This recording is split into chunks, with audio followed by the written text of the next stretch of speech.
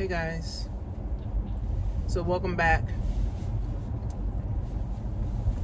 So I was just listening to Elon talk to the world government about how they're cutting, because America has about 450 agencies that's running, and they're saying they're gonna cut at least 40 to 50%, half of the agencies, because they're no longer needed. Now, some of the findings that they're finding, especially with that Social Security, thousands of people are receiving Social Security checks that's 150 years old. They're already dead. I do feel like the government wastes a lot. I do feel like there's a lot of wasteful spending and nothing gets done, unfortunately, and not enough gets done, right? And America education system is ranked 40 out of 40. So America children are ranked at the bottom.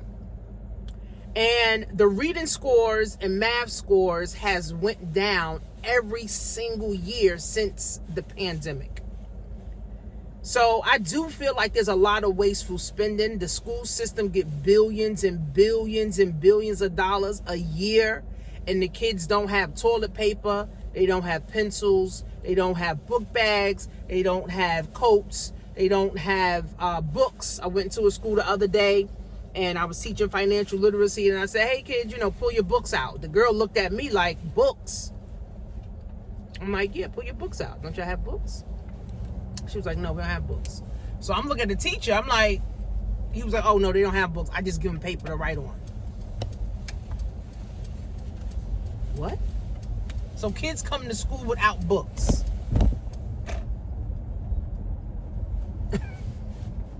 That's like insane to me. But what Trump and Elon is trying to do, I mean, they're also doing like a reset, but they also are trying to get rid of wasteful spending. Now, if they truly are trying to get rid of wasteful spending and give that money back to the American people so that we can stimulate the economy, I think that would be the perfect move. But some people are saying that's not what they're going to do. They're not going to give the American people. They're just going to fatten their pockets, even more. But only time is going to tell. Only time is going to tell what truly is going to happen. But I know in the last month that Trump's been in office, more people have lost their jobs. He done canceled so many agencies. He's getting rid of the IRS, which I think the IRS is actually good, because it shouldn't take 8 weeks to send a letter and for them to get you a letter back. All this stuff should be automated. Right? Even with the school system, getting paid, all this stuff should be automated. Right? All this new technology we got, all this stuff should be automated. We shouldn't have to wait 6 weeks, 8 weeks, 5 months to hear from the IRS. So, I recorded the video, so make sure you guys watch it and let me know you guys' thoughts. Same time, maybe focus more on tech support than cutting costs? Well, by improving the technology, the costs do reduce. So, it's very expensive to have 1,000 people upgrade a mine with doing paper assignment, whereas that really should just be digitized and be a computer that's with the information stored in the cloud. And it's very straightforward and low cost.